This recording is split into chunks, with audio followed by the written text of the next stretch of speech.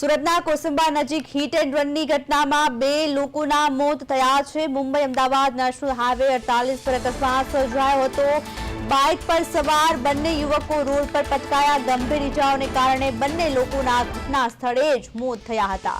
અકસ્માત સર્જી અજાણ્યો વાહન ચાલક ફરાર થયો હતો। સુરતના કોસંબા નજીક હિટ એન્ડ રનની ઘટના સામે આવી છે। નેશનલ હાઈવે 48 પર હિટ એન્ડ રનની ઘટના બની છે। આ ઘટનામાં 2 લોકોના કમકમાટી ભર્યા મોત નીપજ્યા હતા। કોઈ અજાણ્યા વાહન ચાલકે બાઇકને ટક્કર મારી હતી અને અકસ્માત સર્જીને અજાણ્યો વાહન ચાલક ફરાર થયો હતો। નેશનલ હાઈવે 48 પર હિટ એન્ડ રનની ઘટના બની છે। અજાણ્યા વાહન ચાલકે ટક્કર મારી હતી।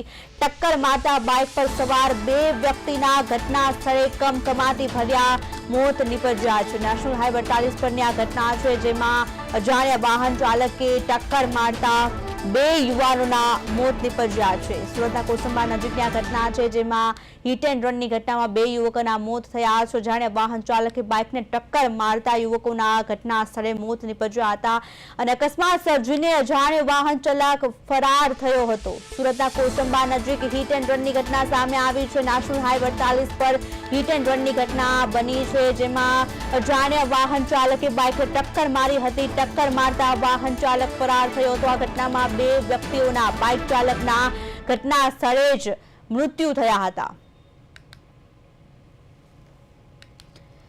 અજાણ્યા વાહન ચાલકે ટક્કર મારતા 2 વ્યક્તિઓના કમકમાટી ભર્યા મોત થયા હતા।